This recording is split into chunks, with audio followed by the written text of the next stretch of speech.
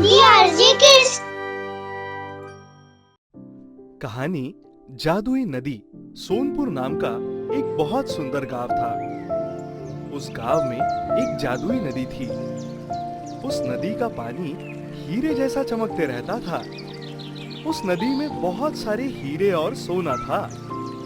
जब भी गांव वाले उस नदी के पास आकर उससे कुछ मांगते तो नदी एक हीरा निकालकर दे देती। उसी गांव में एक लोहार मोहन अपनी पत्नी सुधा के साथ रहता था।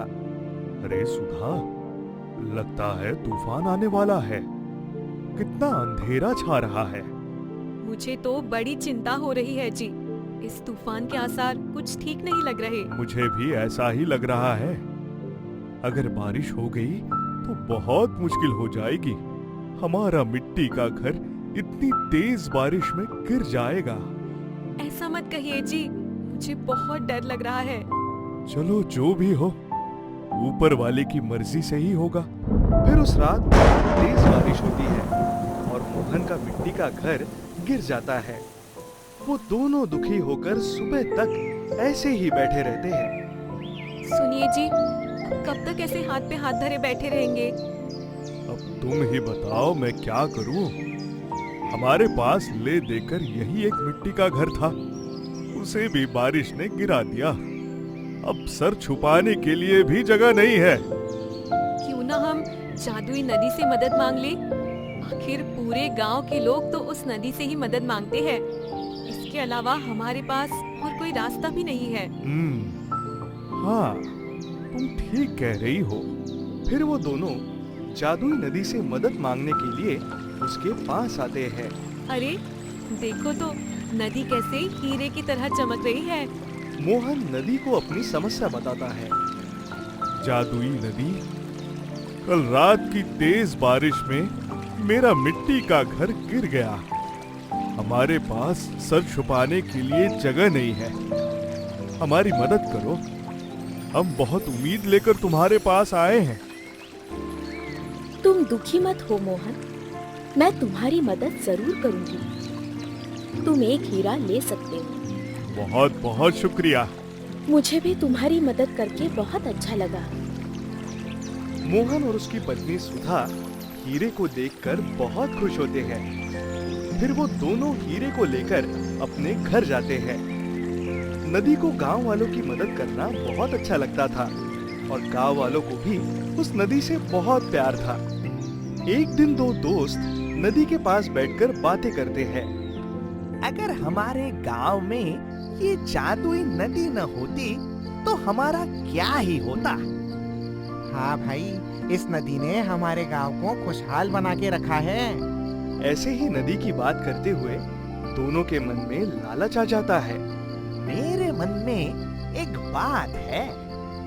वो क्या बात है? क्यों ना हम इस नदी के सारे हीरे निकालकर अपने पास रख लें। तुम्हारी बात तो सही है, लेकिन इतना मुश्किल काम हम करेंगे कैसे? और अगर गांव वालों को पता चल गया तो?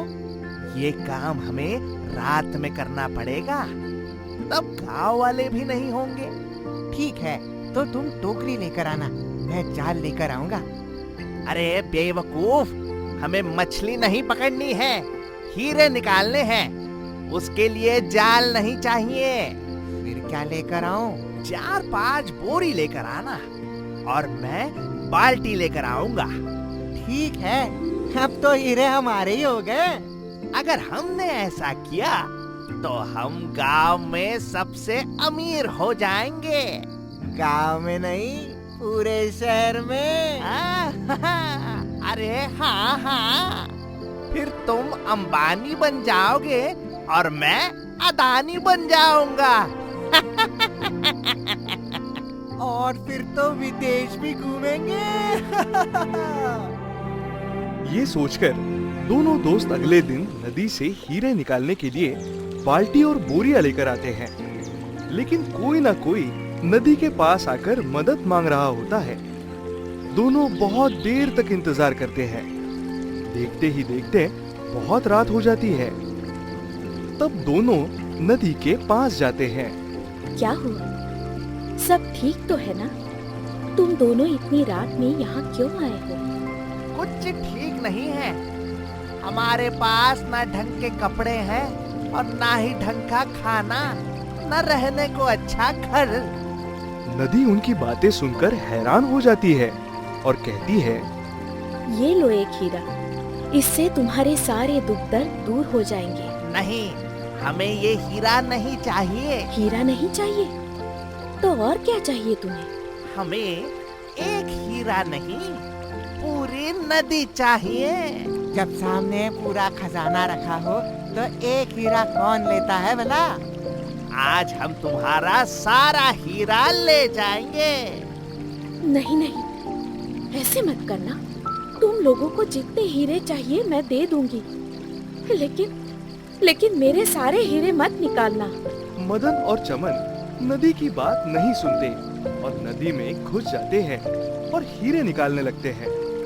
जैसे ही उन्होंने एक हीरा निकाला, वैसे ही नदी पूरी सूख जाती है और वहाँ सिर्फ पत्थर और मिट्टी ही नजर आता है। अरे ये क्या? नदी का पानी पूरा सूख गया और सारे हीरे गायब हो गए। चलो चलो जल्दी से भागो यहाँ से। गांव वालों ने हमें यहाँ देख लिया तो मुसीबत आ जाएगी। अरे हाँ, चलो चलो चलो। वो दोनों वहाँ से भाग जाते हैं। तभी कुछ गांव वाले नदी के पास मदद मांगने आते हैं। अरे ये क्या? नदी की ऐसी हालत कैसे हो गई? मुझे बचा लो, मैंने तुम लोगों की बहुत मदद की है। आज मुझे तुम लोगों की मदद की जरूरत है। हाँ बोलो, हम क्या कर सकते हैं? यहाँ से थोड़ी दूर जंगल में एक आम का पेड़ है। उस पेड़ पर एक चुड़ैल रहती है। उस पेड़ का एक पत्ता लाकर मुझ पर डाल दो तो मैं पहले जैसे हो जाऊंगी।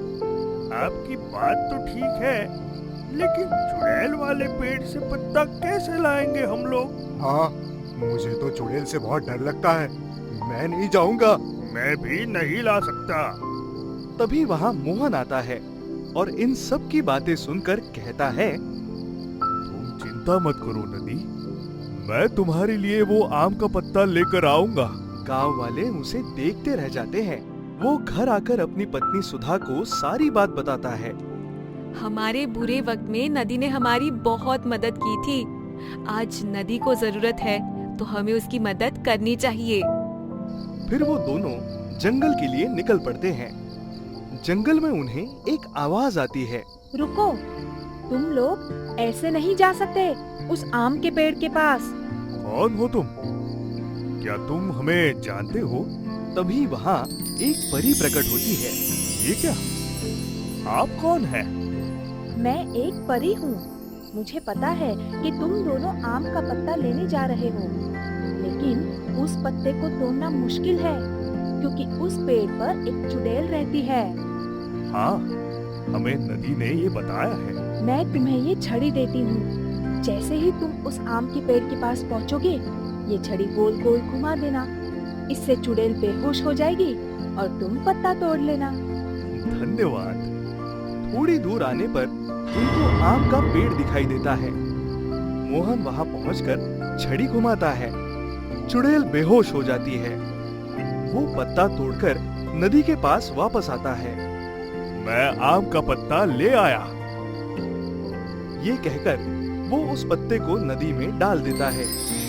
पत्ता नदी में गिरते ही नदी पहले जैसी हो जाती है और वो मोहन और सुधा से कहती है, तुम दोनों का बहुत बहुत शुक्रिया। तुम लोगों ने मेरी बहुत मदद की है। जादुई नदी, आपने भी तो हमारे मुश्किल वक्त में मदद की थी ना? मदद तो मैंने सबकी की थी, लेकिन मेरे सूखते ही गांव वाले ये एहसान भूल गए।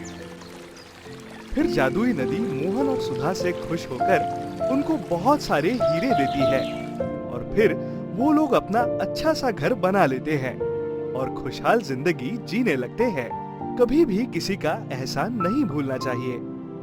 अगर किसी ने आपके मुश्किल वक्त में आपकी मदद की हो तो उसके बुरे वक्त में उसे अकेला नहीं छोड़ना चाहिए।